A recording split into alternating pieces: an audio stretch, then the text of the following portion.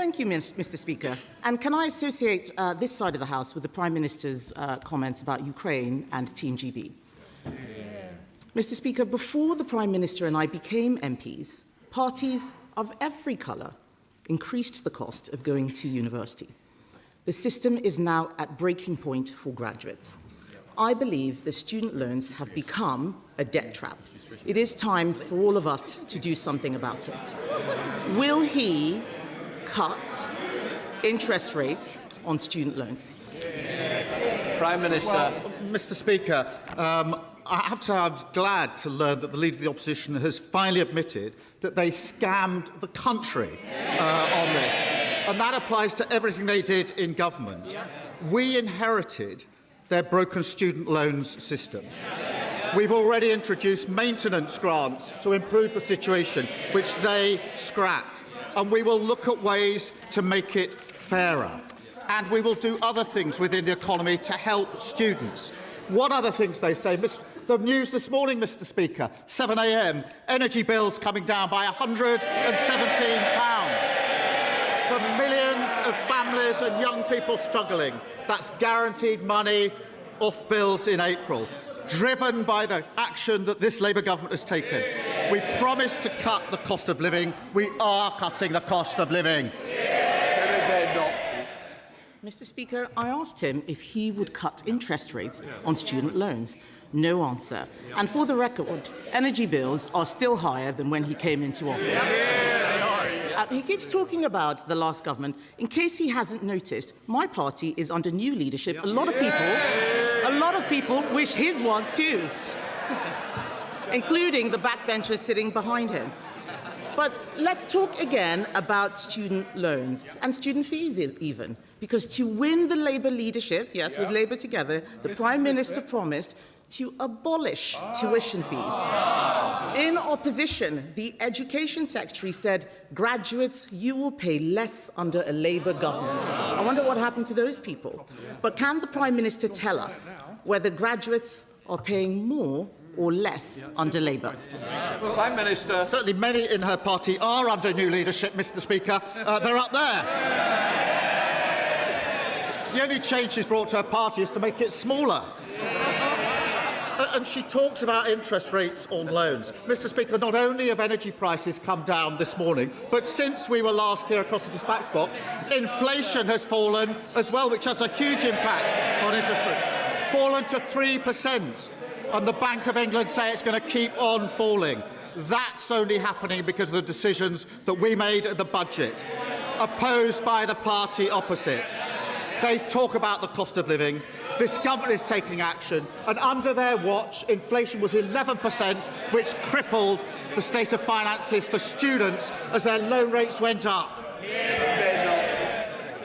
Mr. Speaker, I am amazed. His party is smaller too, including one MP who was arrested for child sex offences. So perhaps before he gets on his high horse, he should ask why his backbenchers are saying that they're being called the PAEDO Defenders Party. Yes. So why don't we get back? So if he... Yes, I didn't say it. I didn't say it. I know it makes them... Yes. Sorry. OK, let's have less. Kemi Badenoch. I know they don't like it, Mr. Speaker. Does the honourable member want to leave at this stage? Just understand, I want to hear the question, because it's very important that I do hear, because I may have to make a judgment. So I don't need any more shouting. Kemi Badenoch. I know they don't like it, Mr. Speaker, but I haven't said anything that's not true, have I? So perhaps, they should get off their high horse, stop making stupid jokes, and why don't we talk about student loans? Policies that may have been fine for 2012 with low interest rates are not fine for 2026. The fact is, graduates are paying more, not less. On Monday, the Schools Minister was asked on the BBC why Labour froze the repayment thresholds. She said the government has, and I quote, huge pressures.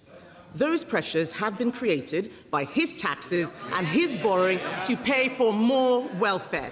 Why why is the Prime Minister taking from students to give to Benefit Street? What a nerve. Under their government, student loan thresholds were frozen for 10 years. 10 years. They broke the system. They did it with a bloke over there when they were in coalition together, and we're fixing it. Now, she used to say just a few weeks ago that she was going to focus on the economy at the exclusion of everything else. So I'm doing her a favour by bringing it back to the economy, because 117, desperate to talk about the economy, £117 off energy bills, inflation going down. The other thing that was confirmed on Friday, Mr. Speaker, borrowing is coming down, the biggest surplus on record. That means we've got the economy back under control. We're fixing the public finances. Now, I know the party of Liz Truss don't understand any of this, but she should welcome those changes when she next stands up. Mr. Speaker, he says they're fixing the student loan system. How? He wasn't even talking about this until I raised it. The fact is, those policies... And it goes for the row as well. Chair Select Committee expects a standard, not to shout somebody down. Kemi Badenoch. Mr. Speaker... I don't need any back chat. Thank you, Mr. Speaker. He's only talking about student loans now because I raised it. He says they're fixing the problem. The fact is, he's not. Why is it that I'm willing to ditch old Conservative policies that don't work and he wants to keep them? He's not going to do anything about it at all. On Monday, they voted to increase benefits yet again. The fact is, he is taking money out of the pockets of graduates and giving it to people who are not working. It is not fair. It is not just that he is saddling graduates with debt. It's not just that he is saddling graduates with debt. Yesterday, the Bank of England, yes, where she used to work in customer services. Yesterday, the Bank of England... Yesterday, Mr. Speaker, the Bank of England said that his policies are fueling youth unemployment. That's not us, that's the Bank of England. For the first time ever, youth unemployment is now higher here than it is in the EU. And while he blames everyone else, our young people can't get jobs, they are losing hope and even leaving the country. Will the Prime Minister tell us how he plans to deal with it? Prime Minister. Mr. Speaker, she says she's ditching failed Tory policies. It's a very long list, 14 years of list, and it starts with the word sorry. And when she says that word, we'll take her seriously. And Mr. Speaker, she talks about the Bank of England. The Bank of England have reduced interest rates 6 times. We've seen the fall in energy bills. Inflation is coming down. Borrowing is coming down. She hasn't welcomed any of that. And if she wanted to talk about the economy, she wants to talk anything other than the economy. Perhaps she'll welcome the surge in retail sales as well. People are spending more on our high streets because of the action that we took. Wages boosted for millions of workers, opposed by the party opposite. Free breakfast clubs, opposed by the party opposite. Free childcare, opposed by the party opposite. Every measure we're taking to improve the economy, what do? They oppose it. Mr. Speaker, he is desperate to talk about the last government so that he can distract from the mess that he is making now. The fact is, he is the Prime Minister today. This is a man who got legislation in to fix his own pension, just him, no one else's. He won't sort out student loans for other people. He has no plan to get young people into work. He has no plan to help graduates get out of the debt trap. They can complain as much as they like. These are facts. 411 MPs, and not a single one of them has any imagination. We are the ones doing all the thinking. Yes, he has already...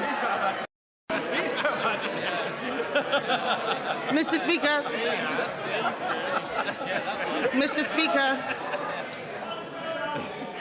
Mr. Speaker, the Prime Minister has already made 15 U-turns. Will he make another one next week at the Spring Statement to fix the student loans system? She wants me to talk about this government. Bills down under this government, £117. Inflation down under this government. Surplus up record. Resales down. She won't welcome the economic news, but the business community is welcoming the plan. Business confidence is up. The FTSE is at a record high. The President of the British Chamber of Commerce has said this is the year our economy can turn around. Her miserable strategy of talking down the economy isn't working because Labour's got a plan for Britain. Kemi Badenoch. Mr. Speaker, it'll only turn around this year if he stops being the leader. Perhaps they can do something about that. He wants us to welcome economic news. I'm sorry, but I'm not going to welcome the fact that youth unemployment is at its highest ever. I am not going to welcome the fact that unemployment has increased every single month under this Labour government. He is not doing anything about student loans because he is not governing. And he is not governing because he cannot govern. He is distracted by Labour scandal after Labour scandal. Mr. Speaker, even today now, there is an inquiry into the Inquiries Minister. That is all that they have offered since they came in. The defining moment of this man's premiership will not be breakfast clubs. It will be the sight of the man he appointed as ambassador to Washington just last year getting arrested. No wonder they're calling themselves all sorts of things. He needs to stop moaning about us and start fixing his useless government. Why should the country have to put up with 3 more years of this? Yet again, she's shown why she is so utterly irrelevant. Harping from the sidelines, trying to talk down the economy. Hello. Please, I want to hear the question, so do your constituents. Prime Minister. All she does is carp from the sidelines, talk the economy down, talk the country down. In the meantime, because of our work, what is happening? Energy bills down, as announced this morning. Inflation down. Borrowing down. And what's up? Retail spending is up. Investment is up. Business confidence is up. That's the difference a Labour government makes.